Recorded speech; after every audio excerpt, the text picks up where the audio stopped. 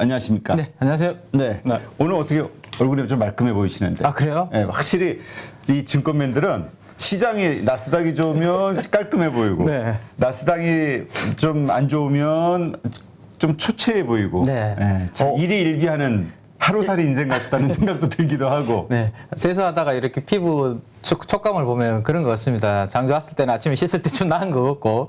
자, 오늘은 뭐 그나마 이제 미국 증시가 나스닥을 중심으로 좀 올라서 상승해서 출발하기 전에 이제 우리 가족 여러분들 마음도 좀 편안하시지 않을까 싶은데, 그래도 또 점검해야 될 여러 가지 지표들이 있으니까 지금부터 한번 체크를 해보도록 그렇게 하겠습니다. 일단 네, 화면을 제가 한번 켜서 네. 자, 일단 위안화 흐름부터 한번 보도록 하겠습니다. 최근에 이제 위안화가 우리 가족님들 보시는 것처럼 이렇게 아래쪽으로 쭉 떨어지는 그림이었습니다. 요거는 위안화의 강세 흐름이라고 제가 말씀드렸죠. 그래서 나쁘지 않다. 그래서 우리나라 원달러 환율도 최근에 고점 대비해서 좀 하락을 했고 괜찮은 그림이다라고 말씀드렸는데, 어제 이제 오후부터 스물스물 올라오기 시작해서 다시 6.71위안 정도 위로 올라와 있는 상황입니다. 물론 지난번에 6.8위안, 뭐 7위안 가깝게도 갔었지만 아직 그 정도 수준은 아니지만 어쨌든 다시 좀 위안화가 검술검술 올라오고 있다. 요거는 약세의 흐름이죠, 위안화에. 그래서 요게 약간 오늘은 신경이 쓰이긴 하는데 아직까지 뭐 그렇게 우리가 뭐 위험할 정도는 아니니까 오늘 장중에 위안화의 흐름 한번 점검을 해보시면 좋을 것 같고요. 자, 어제 이제 음봉을 하나 크게 만들어내고 난 다음에 자세가 중요하다라는 말씀을 항상 드리는데 나쁘지 않았던 것 같습니다. 그래요? 네, 왜냐하면 이제 이렇게 이게 만약 음봉이라고 치면요. 이 아래서 이렇게 보통 이렇게 음봉이 큰 게 하나 발생을 하면 요 아래 겨우 고목나무에 매미 매달리듯이 이렇게 매달리는 경우가 많습니다. 에너지가 상당히 좀 약한 경우가 많은데, 지금 어제 만들어 놓은 봉을 한번 보시면, 자, 이거 한번 보시면 그래도 절반 채 안 될 정도인데 어디 거의 절반 정도 바로 메워버렸잖아요, 그죠? 그래서 제가 봤을 때 어제 캔들 하나만 놓고 봤을 때는 상해 지수의 에너지는 그래도 최근 들어서 나쁘지 않은 그런 그림을 이어가고 있다. 그래서 요 음봉을 얼마나 이제 빨리 회복하느냐가 중요할 것 같은데. 뭐 뜨네요. 네. 요거 이제 협찬 광고를. 아닙니다. 절대로 제가 뭐 사심이 깃든 광고인 것 같아요. 이거 뭐 메신저가 켜져 있으니까 거기에 광고가 뜨는 것 같은데 바로 닫아버렸습니다. 네. 자, 그래서 요거를 한 빨리 최대한 넘어서면 상해 지수는 원래의 흐름을 그대로 또 이어갈 수 있기 때문에 오늘, 내일, 그리고 3일 정도 이번 주말까지 이 수요일 날 나왔던 음봉을 회복할 수 있는지, 화요일 날 나왔던 음봉을 회복하는지 그 부분 한번 점검을 해보면 될 것 같습니다. 자, 그 다음 이제 중국 상해 지수의 흐름, 중기적인 흐름을 우리가 가늠해 볼 수 있는 추세의 MACD 오실레이터 주봉입니다. 여전히 음봉이 짧아지면서 긍정적인 에너지를 보여주고 있다라는 거 체크를 해보시면 될 것 같습니다. 자, 뭐 중국은 뭐 요즘 뭐 나쁘지 않습니다. 그렇죠, 나쁘지 않은데. 그러니까 경기에 대해서는 우리가 막 걱정하는데. 네네네. 증시는 괜찮아요. 증시 에너지는 나쁘지 않습니다. 근데 이제 항상 미국 때문에 우리가 자꾸 일희일비하게 되는 그런 상황이 오는데요.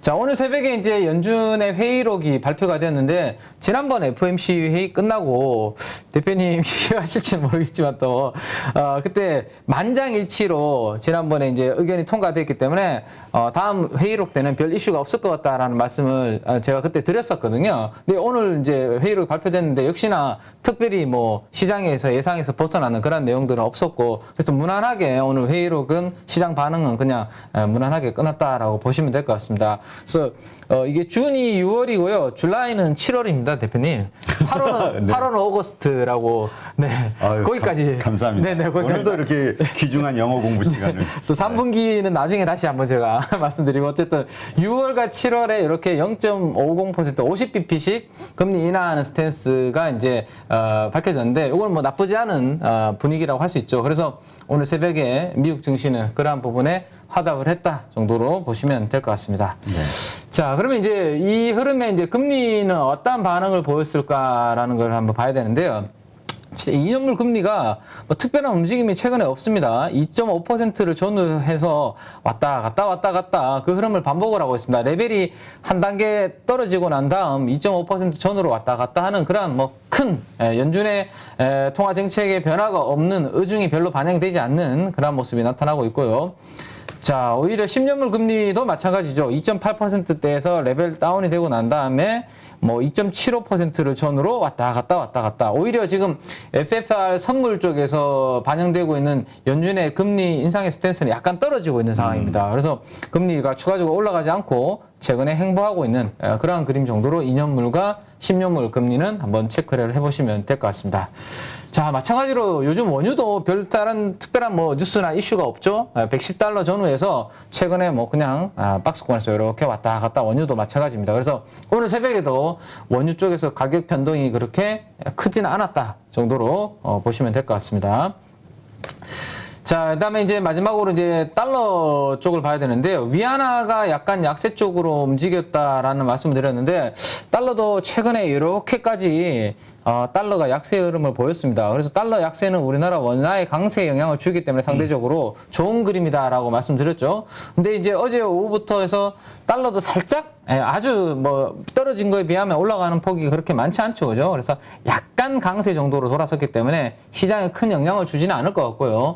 오늘 혹시나 장중에 뭐 0.25, 뭐 0.3까지 이렇게 올라가는 그림이 될지 그 부분 체크하시면 될 것 같고 아직까지 뭐 그렇게 최근 달러 약세 흐름에서 우리가 경계할 만한 부분은 없다 정도로 달러 흐름도 점검을 해보면 될 것 같고요. 그렇다 보니까 우리나라 원달 환율도 1290원 정도 수준에서 지금 1260원 정도까지 떨어져서 여기에서 약간 어제와 그저께는 행보하는 모습 1260원대 초반에서 아직까지 방향성을 크게 만들지 못하고 행보하는 그런 모습입니다. 자, 여기 이제 뚝뚝뚝 떨어져 주면 전혀 관심을 보이지 않는 외국인들이 좀 우리나라 증시에 매수를 좀 해줄 수 있을 것 같은데 앞으로 환율 방향이 어떻게 되는지 또 매일매일 한번 우리가 체크를 해보도록 그렇게 하겠습니다. 자, 이제 그러면 이제 미국과 매크로 지표 관련된 몇 가지 이제 흐름들을 이제 점검을 했는데요. 하이힐드 쪽을 한번 보도록 하겠습니다. 자, 4점 얼마까지 올랐었죠? 4.94 정도까지 올랐었죠. 그래서 꺾였네. 네, 어제만 하더라도 여기 4.94까지 올라갔었는데 오늘 조금 큰 폭으로 떨어졌습니다. 4.74까지. 네, 4.74까지 오늘은 하락하는 그러한 그림이 보였습니다. 아무래도 이게 5%를 넘어서지는 않고 거기에서 지금 올라가다 부딪히고 하는 그런 모습이 나타나고 있거든요. 지금 고점에서 이렇게만 조금 행보하면 주간 단위로 오히려 드디어 이제 한번 꺾이는 그림이 나올 수 있을 것 같은 희망적인 부분을 우리가 생각해 볼 수 있을 것 같아요. 그래서 저점과 저점을 쭉 이렇게 연결을 해보면 여기만 뚫고 내려오면 이제 하이힐드가 살짝 꺾일 수도 있겠다라는 희망을 가져볼 수 있는 그런 오늘 새벽에 하락이었다라고 볼 수 있을 것 같아요. 그래서 뭐 하이힐드 스프레드가 추가적으로 상승도 안 했고 그다음에 달러가 뭐 살짝 올라가긴 했지만 큰 폭도 아니고 그다음에 미국 증시가 전반적으로 상승했기 때문에 오늘 뭐 우리나라 증시는 좀 무난한 상승 흐름으로 일단 출발하지 않을까 예상해 볼 수 있을 것 같습니다. 그러면 일단 공포지수 보고 그다음에 이야기해보죠. 뭐 심리는 아직까지 크게 달라지지 않은 상황입니다. 그 레이 달리오라고 상당히 그룹급 이제 투자 전문가 분이 계신데 어젠가 그저께 뭐 그러한 발언들이 최근에 엄청나게 이슈가 되고 있더라고요. 현금보다 주식이 더 쓰레기다라는 표현을 그러니까 전에는 현금이 쓰레기다 그랬거든요. 작년에는. 지금은 워낙 주가가 안 좋다 보니까 그러한 이야기들까지 뭐 그룹급 인사들이 막 하시는 것 같아요. 그래서 최근에 미국에 제가 오늘 그래프는 안 가지고 왔는데 내일 한번 다시 가지고 오도록 할 텐데요.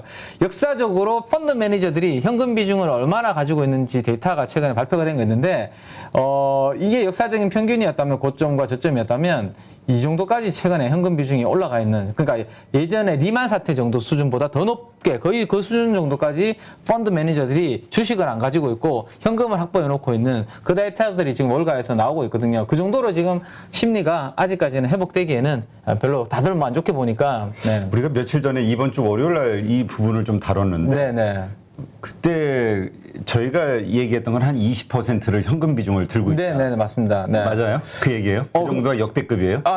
얘네들은 더 들고 있는 상황이에요. 펀드 매니저들이 사실 펀드 매니저들은 저도 뭐 제 친구들이나 뭐 지인들이 이제 있지만 뭐 그런 마음으로 하시는 분들은 아마 없으시겠지만 일단 본인들 자금이 아니잖아요. 이제 우리 투자자들이 넣은 자금이잖아요.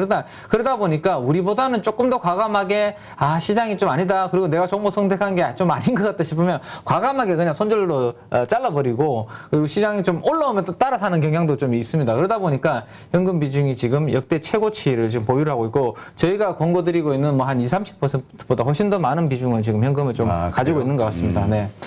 자, 그 부분이 좀 있고요. 네. 자, 그래서 2호 13 공포지수 13, 네. 그 다음에 큰 폭으로 꺾인 하이힐드 10%. 네네, 하이힐드도 좀 그래서 꺾였고. 결론은 우리가 가지고 있는 현금 20% 써야 됩니까 오늘? 아니요, 현금을 뭐 소진할 필요는 없을 것 같고요. 저는 이제 아직은 사지 말자. 네, 아직까지 그 현금까지 뭐 소진하면서 주식 비중을 더 확 늘릴 필요는 없을 것 같고 대신에 저는 이제 요즘 좀 괜찮을 만한 종목들을 하나씩 이제 이야기를 해드리는 거는 현금 비중 안에서 스위칭을 좀 하셨으면 좋겠어요. 그러니까 제가 말씀드렸던 것처럼 좀 내 계좌 안에서 이게 좀 앞으로도 원가, 전가 잘 못할 것 같고 2분기 실적이라든지 향후에도 내가 이게 별로일 것 같다. 그러면 그 안에서 제가 뭐 예를 들어서 LG노텍 뭐 요즘 알려드리는 거 있잖아요. 그런 걸로 과감하게 그 안에서 스위칭을 하시지 현금 비중 있는 거를 싱글어서 투입하는 그런 부분까지는 아직은 아닌 것 같습니다. 종목 교체를 하자. 그렇죠. 종목 교체를. 그렇게 어렵게 길게 얘기하시나요? 이게 좀 설명이 너무 장황했나요? 예. 죄송합니다. 좀 심플하게. 네. 알겠습니다. 그렇게 시프트를 좀 하시면 좋을 것 같아요. 시프트. 종목 이것도 교체. 어려워요. 자꾸 맨날 영어들 쓰지 어려워. 미국에 한 번도 안 가봤는데 자꾸 영어가 나오네요. 네. 그러니까. 알겠습니다. 네. 이동을 하셨으면 좋겠습니다. 네. 종목 교체. 네. 종목 교체. 알겠습니다. 네. 써놔야 되겠네. 제가 여기에 자료에. 네. 자, 그래서 오늘 나스닥의 흐름을 한번 보시면 좋을 것 같은데요. 장중의 흐름은 살짝 약보합으로 출발했다가 장중의 상승폭을 이렇게 키우는 오래간만에 1.5% 정도 상승 흐름으로 마무리가 되었고요.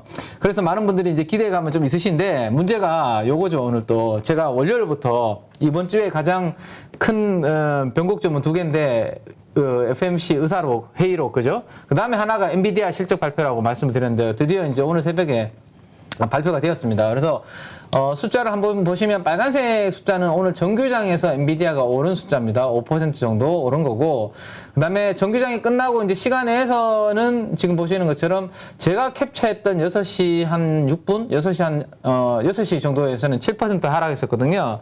근데 지금은 뭐 얼마까지 땡겼는지 아니면 더 빠졌는지는 제가 이동하느라 제가 못 봤는데 어쨌든 우리나라 시간으로 새벽 한 6시 정도에 7% 정도 하락 정도 하고 있었습니다. 그래서 지금 오른쪽 보시면 정규장에서 이렇게 올랐다가 시간에서 회색은 이렇게 빠진 오른 부분을 다 반납하는 그런 그림으로 지금 그래프가 나타나 있죠. 그래서 이 부분이 이제 오늘 우리 그 반도체 관련주들한테 또 심리적으로 어떠한 영향을 미칠지 그 부분이 좀 관건이 되지 않을까 싶은데 1분기 실적은 뭐 양호하게 발표를 했습니다, 대표님. 근데 최근에 뭐 암호화폐 쪽도 분위기도 안 좋고 그래픽 카드 쪽의 재고도 좀 올라오다 보니까 2분기 가이던스를 제시했는데 원래 기존의 시장에서 예상하고 있던 예상치보다 좀 낮은 수준으로 제시를 했습니다, 회사에서. 그러다 보니까 이제 실망 매물이 좀 나온 그런 흐름으로 좀 보시면 될 것 같거든요. 그래서 이 부분이 이제 오늘 우리나라 시장에 임팩트를 줄지 그 부분은 뭐 장중에 또 봐야 되겠죠. 그래서 한번 내일 한번 또 그 부분은 뭐 변화가 있으면 크게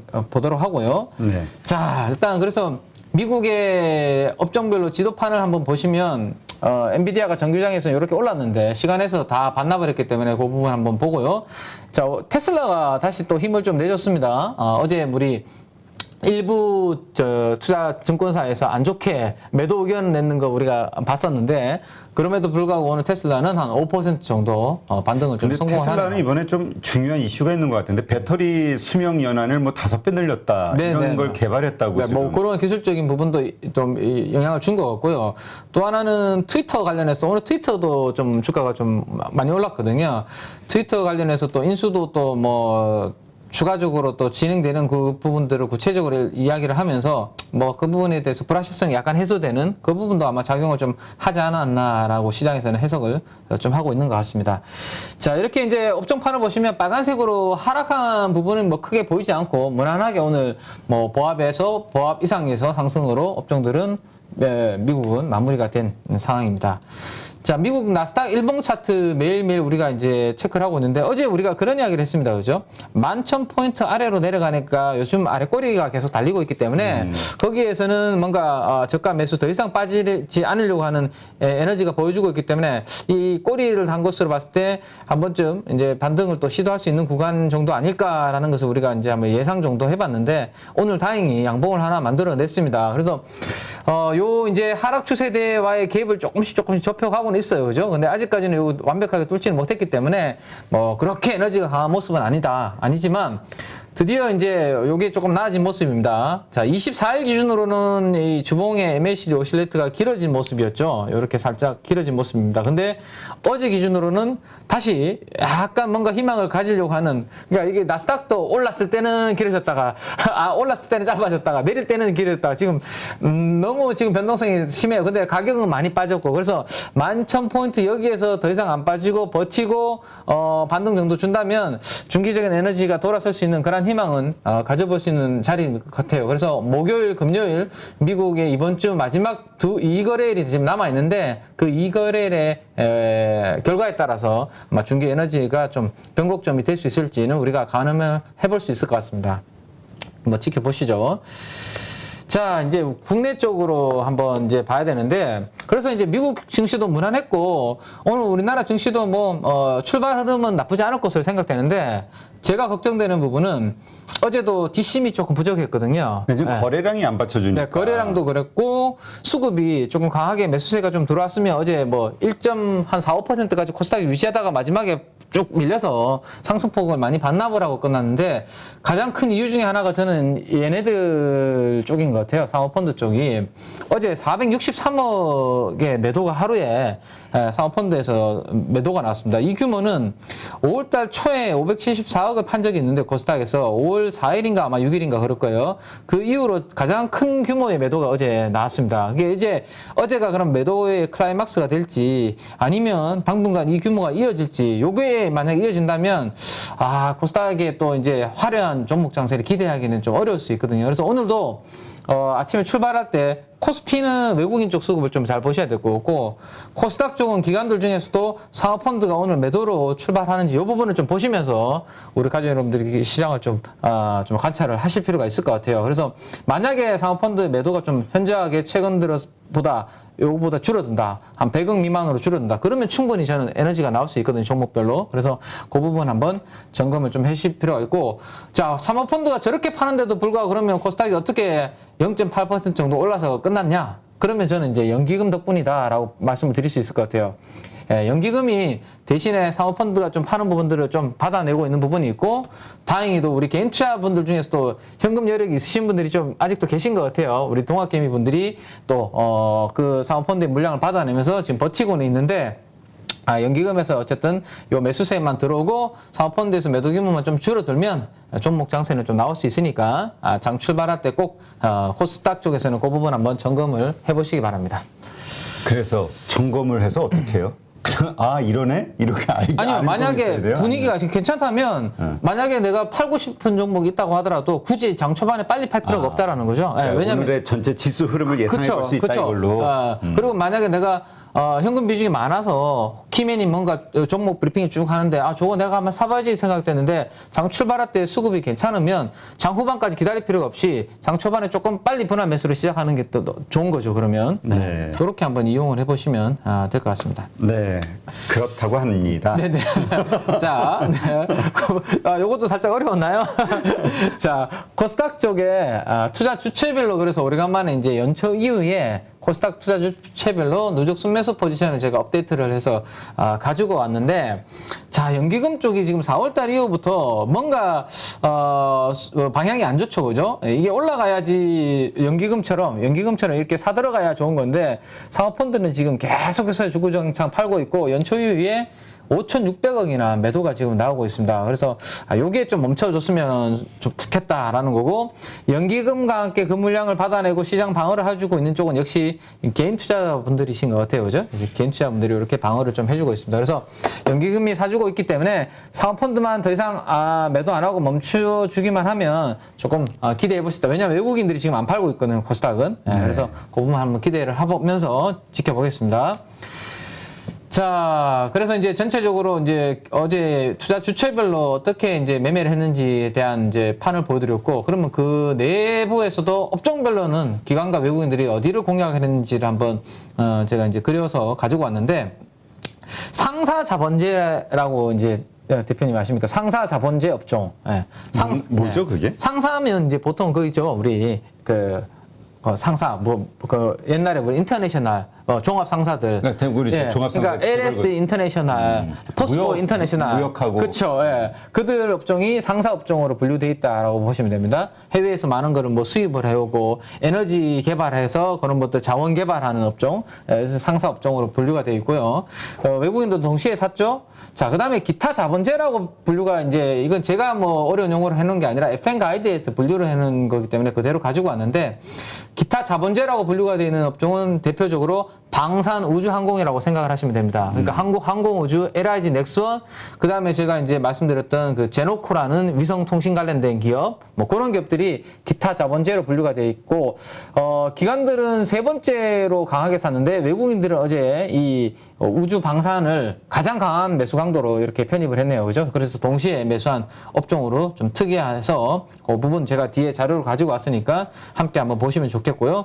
자, 반도체, 요게 이제 힘을 좀 내줘야 되는데, 뭐 중소형 반도체 쪽은 어제 괜찮은 종목들이 꽤 있었는데, 삼성전자와 하이닉스는 꿈쩍도 하지 않았습니다. 어제 같은 장에서도 코스피와 코스닥이 다 올랐음에도 불구하고 어제 보합권에서 멈춰 있었는데, 외국인 기관들이 여전히 삼성전자, 하이닉스는 팔더라고요, 어제도. 그래서 반도체 섹터는 여전히 매수 강도가 부진한 그런 그림이라고 보시면 될 것 같아요. 자, 상사업종을 봐야 되는데요. 요즘 가스 가격은 괜찮습니다. 가스 가격이 지금 9 정도 수준까지 아마 올라가는 걸로 제가 아침에 본 것 같은데, 이러한 가스 가격이 올라가면 가스전을 해외에서 보유를 하고 있는 상사업종들은 분위기가 괜찮거든요. 그래서 최근에 이렇게 러시아 우크라이나 사태 이후로 좋았던 이유가, 컨센서스가 이렇게 영업이익 실적 전망치가 올라갔던 이유가 그러한 이슈들 때문에 올라간 부분이 있죠. 그래서 상사업종은 최근에는 추가적으로 영업이익 컨센서스 전망치가 올라가고는 있지는 않지만 수급이 강하게 들어왔다라는 거 참고하시면 되고요.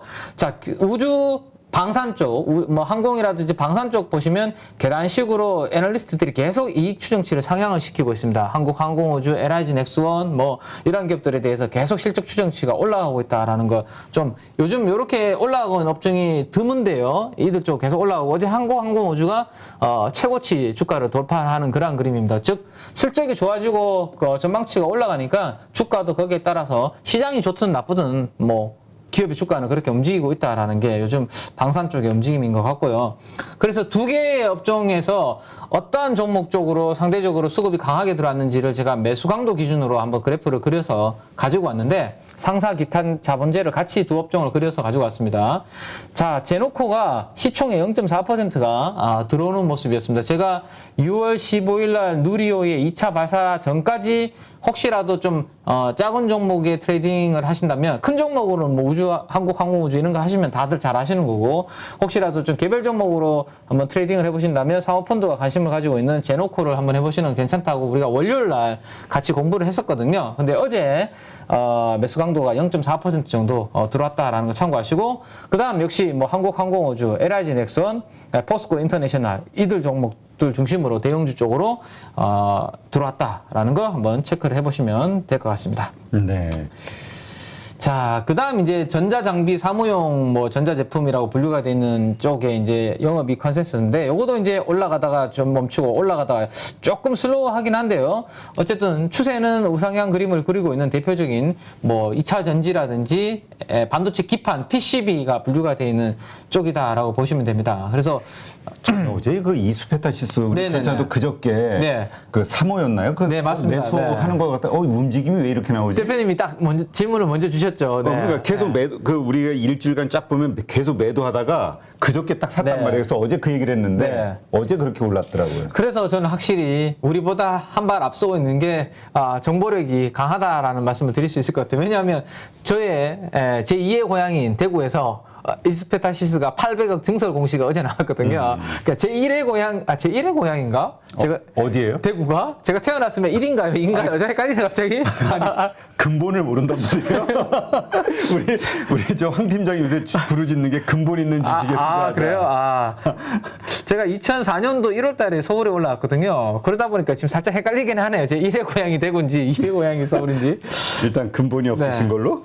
이러면 안 돼. 참. 사투리 쓰는 거 봤을 때는. 그러니까 대구를 이럴 때는 막 대구를 막 해야죠. 이스페타시스도 있는데. 네, 그런데 어쨌든 대구에 이 회사가 이제 있는데 어제 아마 800억 정도의 상당히 큰 규모입니다. 증설 공시가 나왔어요. 그러게요. 네, 이 기업은 제가 많은 아마 기억하실 텐데. 메이저리그 MLB 아니라고 말씀드렸습니다. 그죠? 이 기업이 하는 기판은 멀티레이어 보드, 그러니까 고다층 많은 기판을 여러 층 겹으로 쌓는 기판이라고 말씀드렸고 그 기판이 주로 사용되는 것이 5G와 같은 통신 장비용 기판이라고 제가 그림까지 보여드리면서 설명을 드렸었는데 어제 증설한 규모를 봤을 때 여전히 수급이 타이트한 쇼티지 상황이구나라는 것을 명확하게 느낄 수 있는 부분이었고 증설 딱 하니까 그냥 당연히 시장에서는 야 이거 뭐 좋구나라는 것 때문에 어제 수급이 강하게 좀 들어왔다.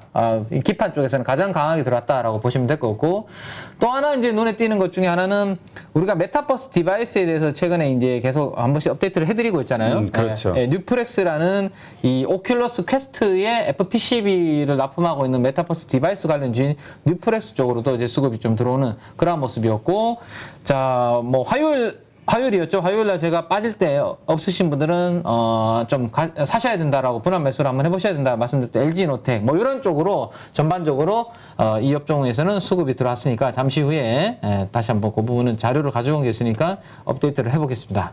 자, 이제 특이한 게 이쪽이에요. 저는 사실 이쪽에 대해서는 조금 보수적인 의견을 좀 계속 드리고 있잖아요. 최근에. 게임주. 네, 게임 쪽에 대해서는 저는 보수적인 의견을 좀 드리고 있는데 여전히 컨센서스의 게임주를 커버하고 애널리스트들의 실적 추정치는 뭐 올라가지 않고 뭐 하향 추세를 여전히 어제 기준으로 제가 그려온 거거든요. 나타내고 있는데 수급은 뭐 강합니다. 수급은 지금 보시면 카카오 게임즈 요거는 우리가 소개를 했죠. 다올 투자증권에서 투자 의견을 중립에서 상향 조정시켰는데 거기에 탑픽은 카카오 게임즈다. 그 신작 모멘텀으로 이렇게 했다라는 거. 저는 게임즈에 대해서 별로 안 좋게 보지만 어쨌든 애널리스트가 그런 보고서를 낸 것을 소개는 이제 해드렸습니다. 시장의 분위기가 바뀌고 있는 것을. 그래서 어제도 카카오 게임즈에 대해서 가장 기관 수급이 강하게 들어왔습니다. 아마도 세미나를 많이 받았겠죠. 펀드 매니저들이 다울투자증권 매니저 불러가지고 야, 왜 니 갑자기 중립에서 올렸어? 브리핑 한번 해봐. 듣고 공감을 한 매니저들이 게임주를 다 비워놨을 거니까요, 펀드에서. 그러다 보니까 아마 산 그런 매수세도 있을 것이고, 또 하나는 저는 워낙 숏포지션이 많았습니다. 이 게임 업종에서. 네, 그래서 이게 주가가 좀 올라오고 치니까 아마 환매수하면서 수급이 워낙 비어져 있으니까 조금만 사도 주가가 팡팡 튀는 흐름들이 나타나거든, 빈집에서는. 그러다 보니까 아마 그런 부분들도 영향이 좀 있지 않나라는 생각도 해보게 됩니다. 또 하나는 위메이드의 그 위믹스 이야기를 제가 이제 뭐 화요일에도 들었는데, 이제는 5,000원도 돌파했더라고요. 추가적으로. 예, 장영국 대표가 위믹스에 대해서 더욱더 뭐 강하게 또 힘을 실어주는 기사들도 막 나오니까 4,000원 중반에서 5,000원 막 넘어서고 있습니다. 그러다 보니까 위메이드도 어제 한 10% 정도 가깝게 또 상승하면서 뭐 이러한 부분들 모멘텀도 붙고 있고 전반적으로 이러한 공매도 환매수 영향도 있고 그래서 게임주 쪽으로는 들어오고 있는 분위기인데, 저는 뭐 자신있게 이거를 지금 붙자라고 말씀드리기는 저는 아직까지 제 판단을 좀 김민수 대표도 이렇게 반등할 때 좀 비중을 줄이자. 그렇게 의견 주셨어요? 그 고수분께서 그렇게 의견 주셨으면 참고하시면 좋을 것 같습니다. 네. 고수분이라고 하는 그 말에 이렇게 별로 진정성이 안 담겨 있는데. 김민수 대표님이 훨씬 저보다 업계 선배님이시고 저보다 잘 보시니까 한번 참고해 보시는 거 좋을 것 같습니다. 알겠습니다. 네. 자, 그래서 이제 저는 공매도에 대한 환매수라는 부분에 대해서 말씀드렸고, 왜 그러면 이게 공매도가 많았냐라는 부분을 영향이 있었나라는 걸 보면, 어제까지 기준으로 방금 보여드렸던 어제 매수 탑 20 종목을 가지고 어제 기준으로 제가 연초 이후에 하락률을 한번 뽑아봤는데요. 그때도 말씀드렸지만 대부분의 종목률이 하락률이 지금 50%에서 거의 60%에 당합니다. 그죠? 그러다 보니까 낙폭 과대한 상황에서 조금만 이제 돌아서니까 네, 한매수에 대한 수급이 좀 강하게 들어오는 그런 상황이다라고 보시면 될 것 같아요. 그래서 이 부분이 워낙 주가가 많이 빠졌기 때문에 단기적으로는 좀 이어질 수 있는데 아직까지는 뭐 강한 모멘텀이 나타나기 전까지는 보수적인 좀 대응으로 하시면 좋겠다. 그러니까 우리 815 모니터 가족분들은 네. 혹시 여기에 그 분위기에 휩쓸려서 올라갈 때 사지 말자. 네, 신규로 들어가는 거는 좀 자제하자라는 말씀입니다. 네. 자, 이렇게 이제 어제 매수 강도의 업종별로 들어왔는 것들에 대해서 애널리스트들의 실적 컨센서스를 보여드리면서 관련된 종목들까지 보여드렸고, 이번에는 전체 시장에서 가장 강하게 들어온 탑 20 종목을 이제 뽑아서 가져왔는데요. 우리 스페타시스 조금 전에 설명드렸던 종목이 보이고요. 자, 그 다음에 한국카본이 최근에 잠깐 쉬었는데 다시 수급이 조금 재차 주가가 이제 가격 조정을 좀 받으니까 좀 들어오는 그런 모습 조금 이따가 다시 한번 요거는 점검을 해보고요. 그 다음에 ISC 요거에 이제 반도체 테스트 소켓 쪽에 핵심주라고 설명을 계속 드리고 있는데 이 부분도 좀 들어오고 있습니다. 자, 그 다음에 이제 반도체 장비 쪽도 들어오고 있고요. 그래서 골고루 어제는 매수 강도 기준으로 보면 탑 20 종목이 0.3% 이상인 종목들이 대부분입니다. 그래서 어제 전반적으로 연기금 수급도 괜찮았고요. 외국인 수급도 양호했는데 기간 전체로도 수급이 골고루 양호해서 오늘은 그래서 공부할 종목들을 뒤에 좀 가지고 왔으니까 끝까지 한번 채널 고정하시고 보시면 좋을 것 같습니다. 네. 괜찮나요? 네, 이 정도 코멘트 괜찮을까요? 네, 감사합니다. 네. 혹시라도 또 출근하실까봐 오늘 출근을 피하시고 출근 피하시면 안 되죠, 참. 출근을 하시면서 보시면 좋을 것 같습니다. 네. 자, 사모펀드 쪽 그래서 한번 보면 역시 스페사시스를 연속으로 공략을 하고 있고요.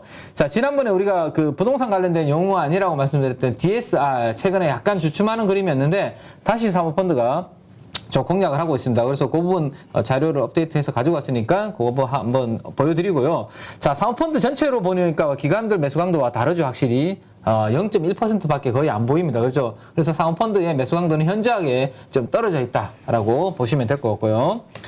자, 대신에 이제 연기금이 주식을 이제 활발하게 좀 사고 있으니까 연기금에서 이렇게 0.2% 이상 사고 있는 종목들로 우리가 집중해서 공부를 좀 하는 게 필요하지 않을까 싶습니다. 그래서 저도 오늘 뒤에 가져온 자료들은 여기에 있는 종목들 일부를 가지고 왔으니까 뒤에서 한번 살펴보도록 하겠습니다. 자, 네네. 저는 저 아프리카 TV가 좀 눈에 들어오네요. 아, 아프리카 TV요? 네. 아, 아프리카 TV도 사실 주가 많이 빠졌거든요. 그러니까 지금 네. 또 최근에 빠졌었는데 네. 좀 더. 자, 아프리카 TV가 주가가 이제 빠졌는데 이게 이제 섹터 자체가 약간 인터넷 업종 쪽으로 분류가 돼 있지 않습니까?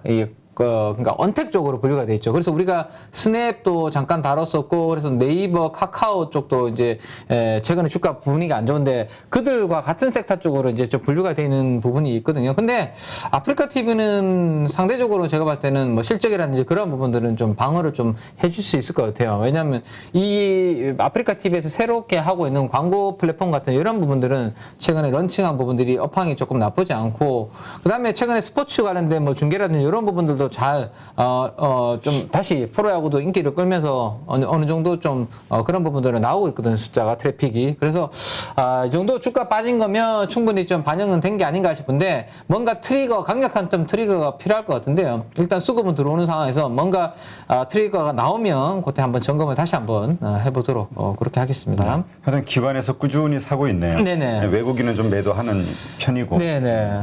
자, 투신 쪽 흐름을 한번 보겠는데, 투신도 역시 뭐 이스페타시스 수급이 들어오는 모습이고, 부산 주공이라는 종목이 보이는데, 사실 좀 특이해서 이름이 주공 아파트인가? 우리 아니에요?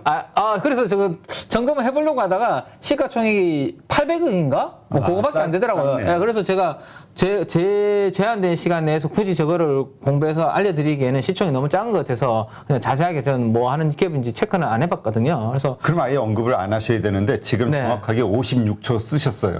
뭐 그게 벌써 56초나 됐나요? 5.6초 아니고요? 그래서 이거 특이한데 혹시라도 만약에 이슈가 뭐 계속 들어오면 제가 공부를 한번 해보겠다라는 거 말씀드리겠습니다. 그래서 이거는 제가 보진 않았습니다. 네, 1분 20초. 네, 넘어가야지. 자, 외국인 한번 보시죠. 네. 야, 이거 한번 보시겠어요? 어제 혹시라도 어제 출근을 조금 하시면서 우리 끝까지 방송을 보신 분들은 어제 우리 SPG 이야기한 거 아마 잘 보셨을 텐데 로봇 관련주 중에서는 그래도 SPG다. 근데 어제 외국인들이 시총의 3%면 이거 완전히 매집이거든요. 강하게 한 방에.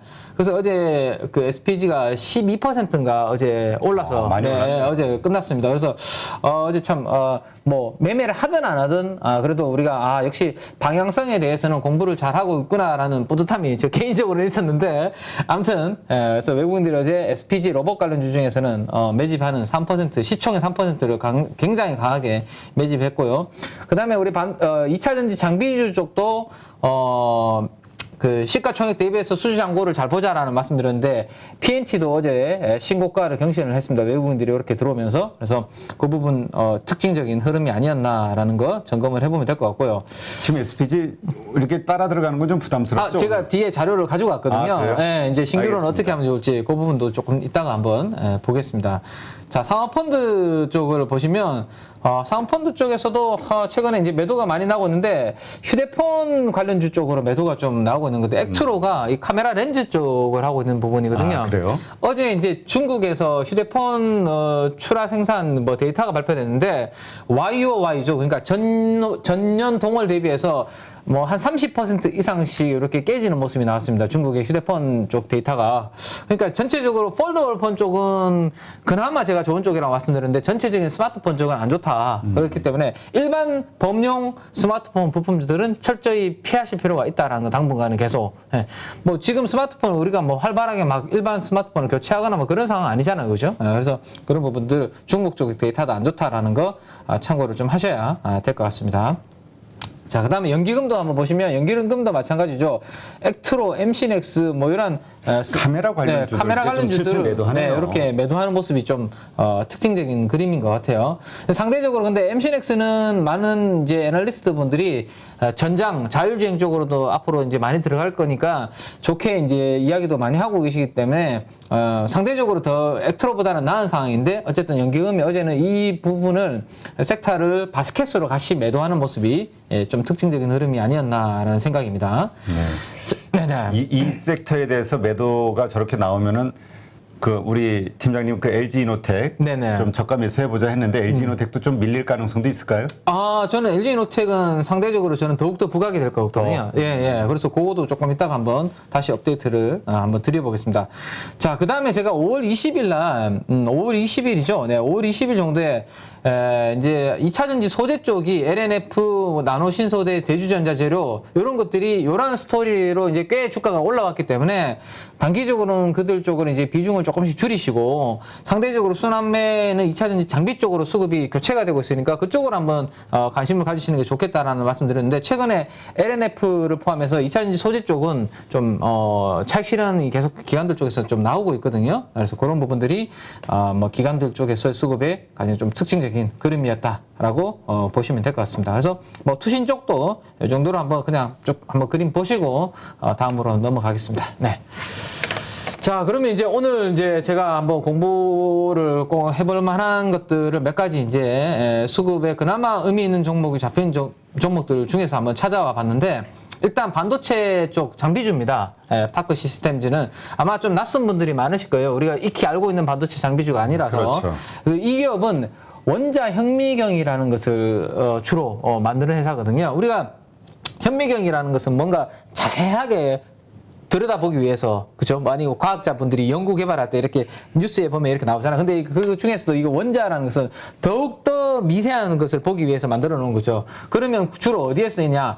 반도체가 우리가 어떻게 되고 있죠? 점점 작아지고 회로가 미세화되고 있지 않습니까? 그래서 제대로 이제 되고 있는지라는 것들을, 이런 것들을 보려면 점점 미세화된 원자 현미경이 수요가 더욱더 필요하다는 거죠. 그래서 이 회사가 하고 있는 그러한 부분들이 1차적으로는 반도체 쪽으로 많이 들어가고 있고요. 그 다음 다른 쪽으로 소재화학 쪽, 그 다음에 생명과학 쪽으로도 기차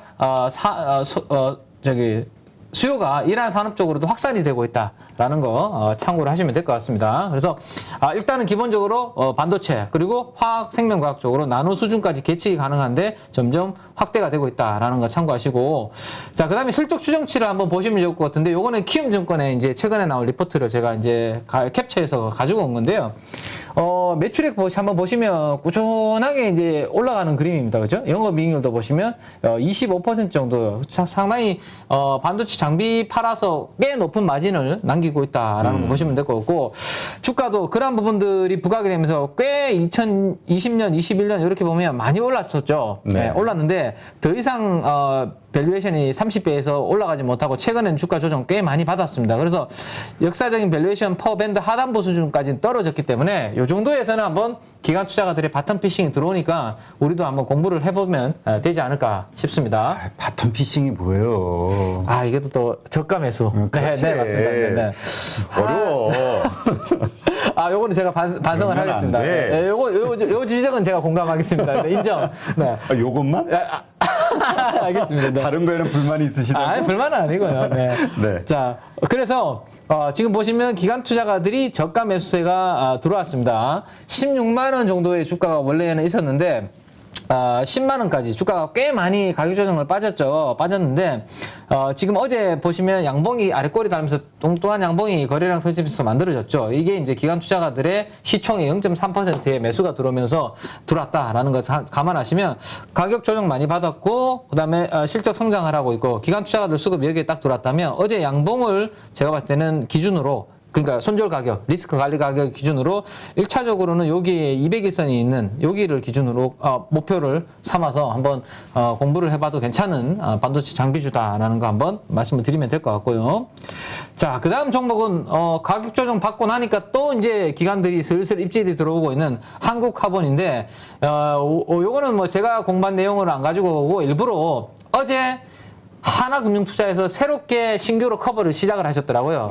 지금까지는 커버 안 하다가 하나금융투자에 한국카본을 신규로 이제 매수를 시작을 하셨길래 제가 그 내용을 뭘 가지고 커버를 게시했을까 싶어서 그 내용을 가지고 왔는데, 일단은 목표 주가는 16,000원을 제시했고 지금은 12,800원, 900원 정도 하고 있습니다. 그래서 한 4,000원 정도, 3,4,000원 업사이드가 있다 라는 거 참고하시면 될 것 같고, 역시 어제 이제 하나금융투자의 애널리스트 분들도 LNG선 발주에 대해서 이 수주 실적 이 부분이 결국에는 핵심이라고 분석을 하셨네요. 그죠? 그래서 우리가 공부하고 있는 방향성이 크게 틀리지 않았다라는 거 보시면 될 것 같고, 자, 제가 수주가 많이 쌓이고 있다라는 말씀을 드렸는데 지금 보시면 2년치 이상의 일감을 보유하고 있다라는 내용이 나와 있죠. 그래서 요 정도 한번 일단 핵심은 보시면 될 것 같고, 그래서 이제 그 분기별 수주 금액을 제가 가지고 왔는데요.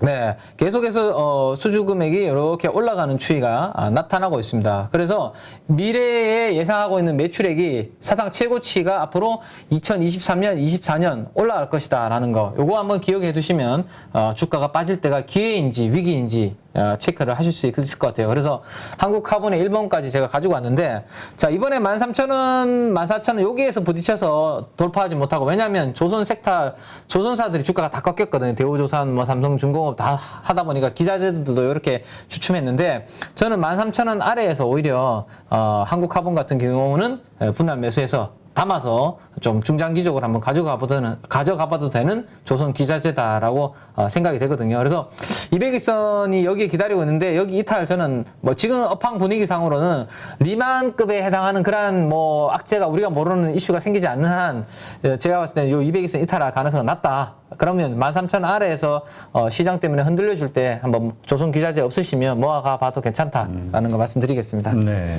참 이게 괜찮다라고 모두가 인정을 하는데도, 그러니까 여러 기관들이나 그런데도 이렇게 가격이 빠지는 이유. 그건 뭐 전체적인 시장 분위기도 영향이 있는 것 같고요. 그 다음에 형님들인 이 조선주들이 방향성을 잡지 못하고 지금 가다가 확 빠지고 또 자금 조달 이슈 때문에 또 흔들리고 뭐 그런 이슈들도 저는 기자재 쪽에 충분히 영향을 주고 있는 것 같아요.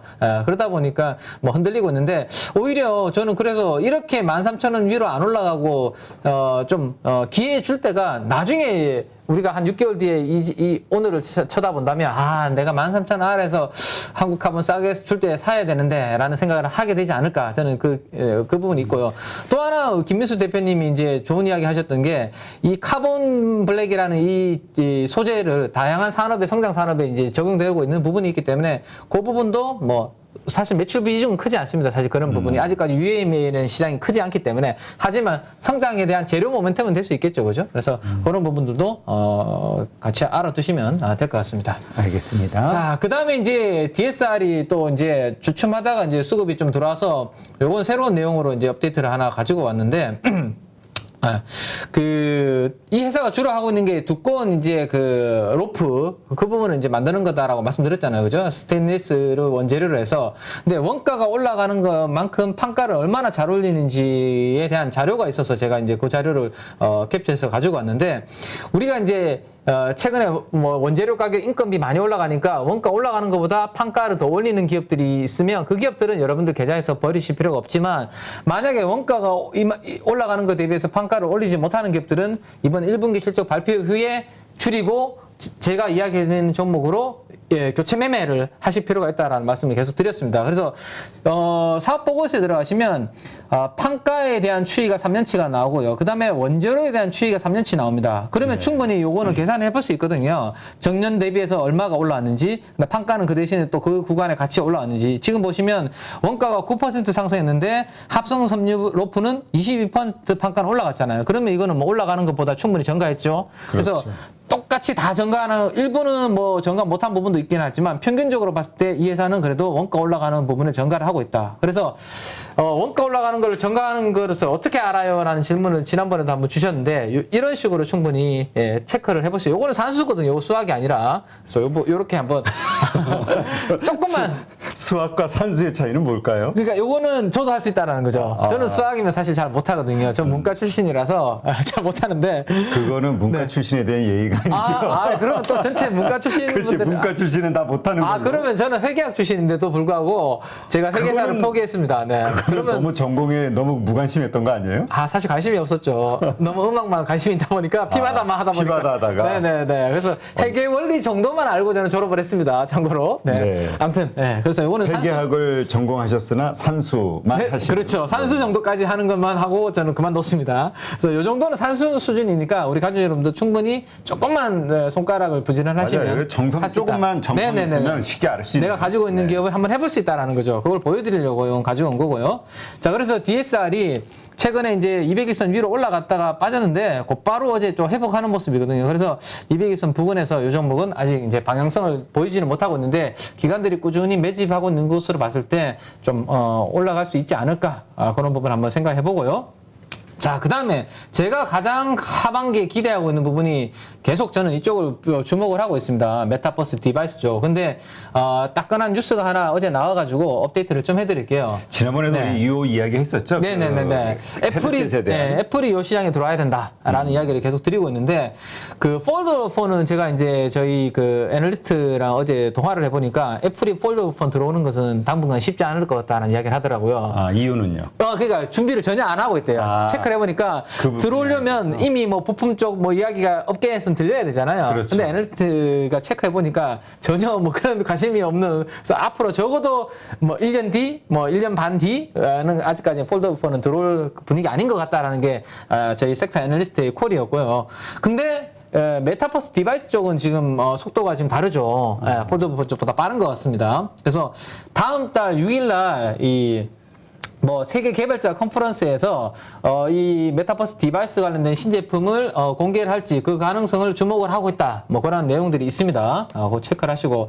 그래서 여기 관련해서 가장 큰 종목을 여러분들께서 편안하게 보시려면 결국에는 핵심은 LG 이노텍이에요. 지금도 애플 아이폰의 가장 핵심 벤더이고 우리나라에서 만약에 애플의 메타버스 디바이스가 나오면 당연히 LG 이노텍을 끌고 가겠죠. 그래서 저 시장이 앞으로 커지고 애플이 또 거기서 메가 히트를 낸다면 LG 이노텍이 앞으로 또 좋아진다. 그래서 이번에 NH투자증권에서 나온 최근 보고서를 제가 가져왔습니다. 여기 보시면 XR 신규 모멘텀이라고 돼 있죠. 네. 그래서 서서히 이제 그 보고서에서도 이제 메타버스 디바이스 해서 LG에너텍의 성장성을 같이 엮어서 지금 애널리스트들이 계속 코멘트를 내고 있거든요. 그래서 저는 이 부분에 있어서 LG에너텍의 이제 숫자가 추가적으로 애드라고 하면 되죠.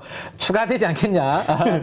그렇게 말씀을 드리면서 아예 증권사 직원들이 문제예요. 영어도 못하면서 자꾸 이렇게 말끝마다 그게 지금 습관이 돼서 그래. 네네 이게 저도 신입 때부터 계속 그렇게 네. 서로 회의하고 막 이러다 보니까 저도 본부장님이 저한테 지적을 많이 하시거든요. 네가 이야기하는 건 너무 어렵다라고 지적을 저를 많이 하셔서 상처도 저는 많이 받았는데 이게 자꾸 계산이 안 되네요, 제가. 본부장님을 한번 일로 모셔봐요. 대신 네.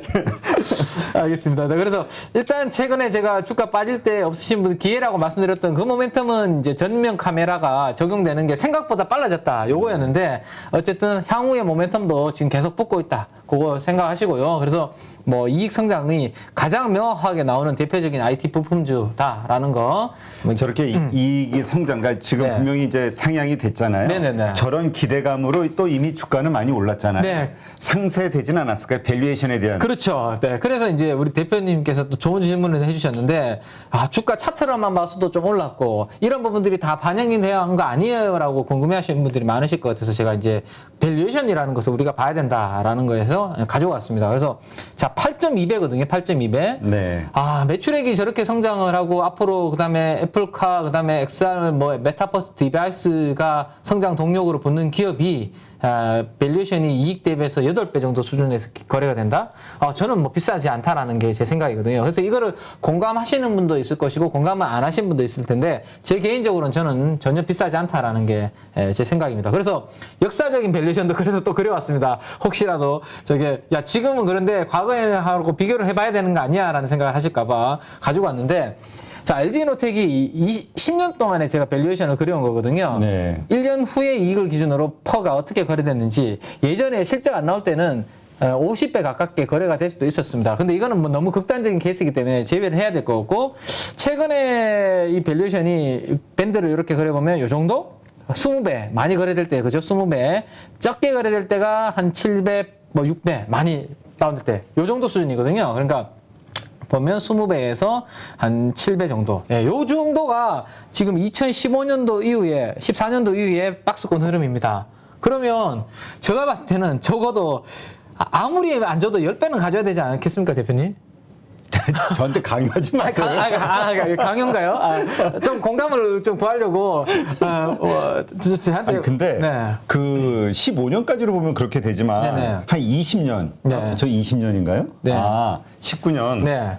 19년 정도로 봐도 저 정도는 된다. 20배에서 지금 하단이 한 6배에서 7배거든요. 그러면 저는 최소한 많이 15배, 20배는 안 줘도 10배까지는 가야 되지 않나. 그래서 저는 최소 최근에 시총 한 10조 정도는 말씀드리고 있거든요. 어제 9조 정도 왔습니다, 이제. 그래서 가지고 계신 분들은 일단은 차트 무시하고 시장 무시하고 매크로 환경 무시하고 LG에너텍은 그래도 한 10조 정도 가면 내가 한번 팔까? 그때 고민하시는 게 어떨까라는 제 생각. 느낌에 이건 실적보다는 네. 말씀하신 그 어떤 메타버스와 관련된 네네네. 어떤 새로운 테마가 강한 어떤 형성이 됐을 때 네네. 그 분위기에 수급으로 올라가지 그럴 수도 않을까라는 있죠. 생각이 드는데. 만약에 대표님이 말씀하신 그 메타버스 디바이스 붙고요. 네. 지금 뭐 사실 애플이 LG하고 하고 있는 것으로 저는 알고 있는데 이거는 사실 뭐 조금 민감한 부분이라서 제가 말씀드리긴 좀 어려운데 어쨌든 애플카 관련된 모멘텀 이런 것들이 밸류에이션 멀티플을 올릴 수 있는 부분이잖아요. 그렇죠. 이게 좀 더 구체적으로 붙어버리면 저는 사실 제가 보수적으로 10배를 이야기하고 있지만 진짜 최근에 역사적인 밴드 상단부인 15배, 20배까지도 갈 수 저는 있다라고 생각됩니다. 밸류에이션 리레이팅이 돼버리면 이것 때문에. 그래서 근데 지금은 뭐 아직까지 우리가 명확하게 애플카에 대한 그런 부분들이 없고 기대감만 있는 상황이기 때문에 뭐 거기까지 보고 있지 않지만 어쨌든 충분히 가능성이 있죠. 그래서 저는 지금 이번에 이 음봉에서 그저께 용감하게 분할 매수를 좀 하셨다면 지금 당장 어제 뭐 한 7% 올랐다고 파지 마시고 시총 한 10조까지는 한번 가져가 보시기를 공고를 드리겠습니다. 상승 룸이 몇 프로 정도죠? 지금 9조니까요. 한 12% 정도 되죠. 12% 아직은 10% 이상. 근데 그게 그냥 제가 10조를 잡아서 그렇지 10배 8배에서 10배를 보면 30% 업사이드가 나오거든요. 그래서 아직까지 그 30%를 말씀드리기는 좀 그러니까 일단은 시총 10조까지 보고 추가적으로 업데이트를 해드리겠습니다. 네. 그러니까 이게 결국 그 메타버스와 관련된 향으로 매출이 더 늘 것이고 그쵸. 그거에 대한 기대감 이런저런 이야기가 된다면 네. 꼭 LG 이노텍만이 아니라 메타버스와 관련해서 지금 많이 어려운 주식들도 그 애플의 그 제품이 나오는 순간부터 뭔가 그 전서부터 뭔가 움직임이 있지 그렇죠. 않을까요? 소프트웨어 관련주들을 말씀하시는 거잖아요. 그죠? 최근에 그들이 한번 빵 올랐다가 다시 좀 주춤하고 있는데, 그렇죠. 만약에 이제 애플이 이 시장에 들어오고 한다는 것은, 이제 컨텐츠도 확산될 수 있다라는 기대감 생기고, 우리가 아이폰 생각하시면 될 것 같아요. 아이폰이 막 확장되면서 그 아이폰으로 들어오는 그 소프트웨어 앱을 만들면서 돈 번 회사들이 엄청나게 많잖아요. 그렇죠. 결국에는 그 생태계가 만들어지면 거기에 개발자들이 붙어서 다양한 콘텐츠들이 만들어지고, 그럼 소프트웨어도 성장을 할 것으로 생각이 됩니다. 거기다 메타도 나오고요. 네네네. 기기가. 메타도 또, 그, 캠브리아라는 신제품이 9월인가 8월에 이제 오큘러스 캠브리아가 나오거든요. 그러면 제가 봤을 때는 이 메타버스 디바이스가 먼저 확산이 되면서 같이 콘텐츠도 성장하지 않을까 보시면 될 것 같아요. 그래서 저는 이제 세 종목으로 일단은 소프트웨어보다 하드웨어 쪽을 보자라는 말씀 드렸고, 지금 밸류에이션이 가장 싼 종목은 뉴프렉스인데 시총이 아직 작기 때문에 변동성이 LG 이노텍보다는 좀 크거든요. 그래서 좀 안전한 종목을 원한다면 LG 이노텍이고, 나는 좀 공격적이다, 야수의 심장을 가지고 있다. 우리 채팅창에도 야수의 심장님이 계시지만 깜짝 놀랐어요. 야수의 심장을 가지고 있다. 그러면 뉴플렉스를 보시는 것도 저는 괜찮다. 그리고 어제 말씀드렸던 우주 일렉트로, 요게 이제 또 중형주 정도 됩니다. 그래서 요 세 종목 정도가 일단은 메타버스 하드웨어로 딱 압축해서 보시면 괜찮겠다라는 거 말씀을 드리겠습니다. 네.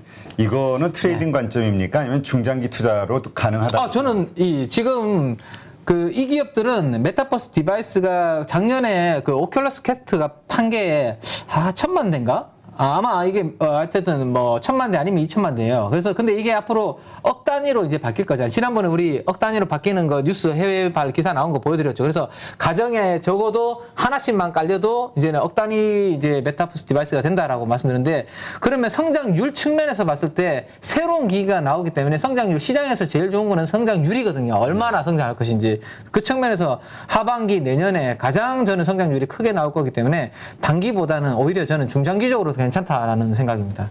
그러면 뭐 밀릴 때마다 조금씩 사모으는 그렇죠. 전략이 편하겠네요. 오히려 시장 지금 매크로 이슈 때문에 오히려 이들 기업들은 흔들려준다. 그래서 제가 LG 이노텍도 화요일 날 양봉 하나 만들었지만 시장이 나스닥이 2% 이상 빠져서 오히려 빠져주면 없으신 분들은 사셔도 괜찮다는 말씀드리는 이유가 중장기적으로 괜찮거든요. 지금 환경이. 그래서 그 부분 보시면 될 것 같아요. 네.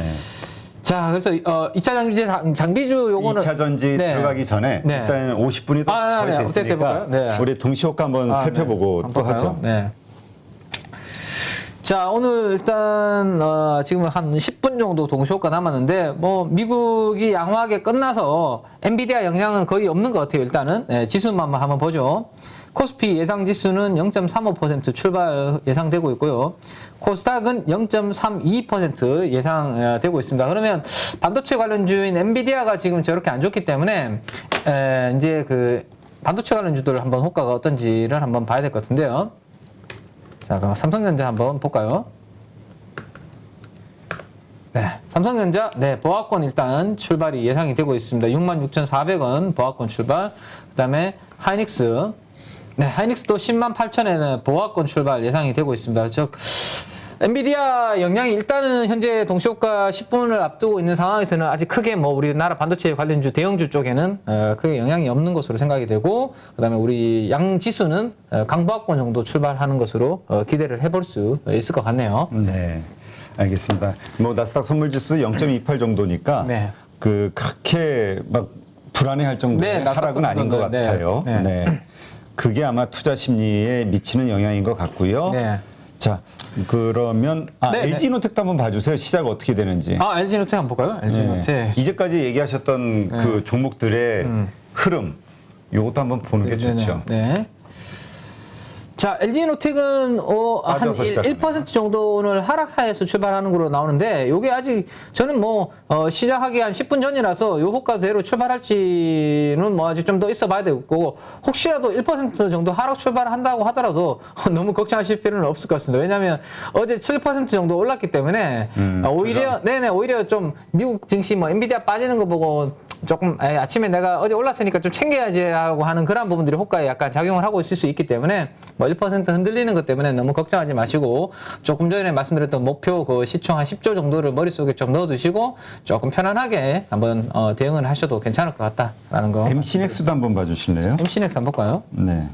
왜냐하면 카메라주에 대한 아까 우리 걱정했던 게 매도세가 좀 시작되지 않겠나. 네. MC넥스는 지금 호가가 약보합으로 출발을 하고 있는데요. MC넥스는 기술적으로 그러면 제가 요거는 추가적으로 좀 대표님이 또 질문을 주셨으니까 요거는 어떤 포인트로 그러면 들어가야 되는지 아니면 가지고 계신 분들은 이거 언제 좋아지는지에 대해서 설명을 좀 드리면 지금 호가는 약보합 정도로 지금 예상 호가는 나오고 있거든요. 자, 한번 보시죠. 자, 우리가 이제 스마트폰이 정체가 되어 있고 성장하는 산업이 아닙니다. 그죠? 그래서 스마트폰 안에서도 폴더폰 좀만 봐야 된다. 왜냐하면 작년도에 700만 대 팔렸는데 올해는 1,400만 대, 1,500만 대 더블이 성장하니까. 근데 전체적인 스마트폰은 성장이 아니거든요. 역성장이거든요. 그래서 보면 안 되는데 스마트 부품주들이 이러한 상황이다. 자, 최근에 기술적으로 중요한 이 흐름이 나왔는데요. 여기 한번 보시면 요겁니다. 요거. 자, 제가 항상 말씀드리는 요거죠. 자, 여기 하락하다가 가격이 단절되면서 여기 갭이 하나 크게 만들어져 버렸습니다. 근데 지금 계속 최근에 어디에서 저항을 받고 있는지 한번 보시기 바랍니다. 이 뚱뚱한 음봉이 만들어지고 난 다음에 윗꼬리가 달리는 자리가 그 음봉의 시가에서 다 윗꼬리 달리면서 지금 거기에서 저항을 받고 있죠. 보이시죠? 그죠? 또 올라가다가 그 부분에서 또 부딪히는 모습이 그 3일 전에도 나왔고요. 그죠? 그래서 자, 1차적으로 MC넥스가 이거 만약에 최근에 뭐 뭔가 업황이 안 좋거나 이런 것들이 아니라 일시적으로 수급 때문에 안 좋은 거다. 그러면 적어도 1번 저항, 여기는 뚫어줘야지만 그렇게 생각을 해볼 수 있을 것 같아요. 생각했던 것보다 업황이 안 좋은 게 아니라 그냥 기관들이 좀 펀드 좀 비우면서 수급적으로 안 좋은 거다라고 생각해 볼 수 있는데 만약에 당분간 이거 여기 회복 못하고 계속 밑에서 빌빌거린다. 그러면 이게 단순 수급이 아니라 실적도 뭔가 슬로우 할 수 있는 가능성이 있다라고 보셔야 되거든요. 그래서 그렇게 보셔야 되고 자 그러면 가지고 있는 분들은 그렇게 보셔야 됩니다. 그러면 이거 만약 회복 못하면 좋은 종목으로 스위칭을 해야 되겠죠. 자 그러면 신규로 사시려고 하시는 분들은 언제 사야 되냐? 저는 여기에서 적어도 이 갭을 메우는 양봉을 이렇게 나와서 이 저항을 하나 정도는 뚫어줘야 그러면 여기보다 비싸게 줘야 되는 거 아니에요? 라고 생각하실 그렇죠. 거 아니에요? 조금 더 죽어서 하더라도 이거 어떻게 될지 모르니까 저는 항상 말씀드리잖아요. 그죠? 적어도 강한 갭 하나는 메우고 여기에서 사면 그래도 충분히 먹을 수 있는 룸이 있으니까 요거 정도 메우는 걸 확인하고 사야지 이거 메우지 않으면 신규로 들어갈 필요도 없다. 그렇게 말씀드리겠습니다. 네, 알겠습니다. 자, 그럼 2차전지 아까 네네. 이어서 가볼까요? 네, 요거는 빨리빨리 그러면 말씀을 좀 드릴게요. 시간이 지금 많이 됐기 때문에. 자, 2차전지 그래서 어제 요 그림을 말씀드렸고 뭐 PNT를 중심으로 그림이 괜찮았는데 저는 이제 추격을 조금 자제하자는 말씀을 드리려고 뭐 좋은 이야기만 드리면 안 되고 자제할 때는 좀 그런 이야기 드려야 되잖아요. 어제 우리가 이제 장비주를 어떻게 봐야 되는지 분석을 했는데 PNT가 어제 하루에 또 이렇게 10% 이상 올라버리더라고요. 어제 마이너스 출발했는데 그냥 올라버렸습니다. 근데 거래량을 잘 보시기 바랍니다. 이렇게 올라올 때는 캔들이 자그마한 캔들이잖아요. 네. 근데 신고가를 뚫어놓은 상황에서도 어제 거래량이 터졌어요. 그러면 저는 어제부터는 누군가 이제 약간 팔기 시작한 거래량이 나오기 시작했다라는 생각이거든요. 그래서 신규로 이제는 추격은 이제 아닌 것 같고요. 혹시라도 가지고 계신 분들은 어제 양봉을 깨지 않으면 좀 더 이익 극대화를 하시되 만약에 어제 양봉의 시가를 깨고 내려오는 그림이 된다면 그때는 리스크 관리도 염두를 해두셔야 됩니다. 네. 자, 그 부분 보시고요. 자, SPG도 마찬가지입니다. 어제 우리 SPG 공부했는데 어제 보시면 거래량이 너무 크죠. 그리고 고점에서의 거래량이 동반되는 거. 네, 그래서 만약에 SPG 진짜 어제 아침에 방송 들었는데 괜찮네. 오늘 사신다 그러면 저는 반대. 이제는 왜냐하면 여기까지는 전혀 그런 캔들이 없었잖아요. 어제는 살짝 저는 좀 흥분한 게 아닌가.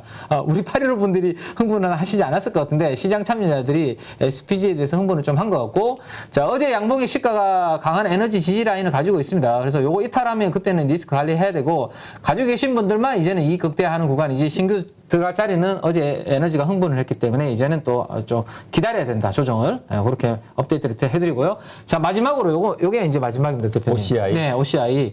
최근에 태양광 패널 관련해서 뭐 이야기 드리면서 현대 에너지 솔루션이라는 종목에 수급이 들어오는 이야기를 계속해서 이제 좀 해드렸는데 OCI 쪽으로도 어제는 수급이 좀 들어오는 모습입니다. 다만 주가는 조금 답답하게 아직까지는 200일선 밑에서 좀 행보하고 있는 모습이거든요. 근데 역사적인 밸류에이션을 한번 보면 어떨까 싶어서 제가 10년 동안에 PBR 밴드를, 왜냐하면 경기 민감 업종이기 때문에 PBR로 보는 게 나을 것 같아서 PBR 밸류에이션을 그려왔는데, 이 기업은 잘 나갈 때는 PBR이 보시면 밴드 상단이 한 1.2배? 예. 근데, 못 나갈 때, 가장 평균적으로 가장 못 나가는 평균은 0.6배에서 0.7배 정도가 못 나갈 때. 네.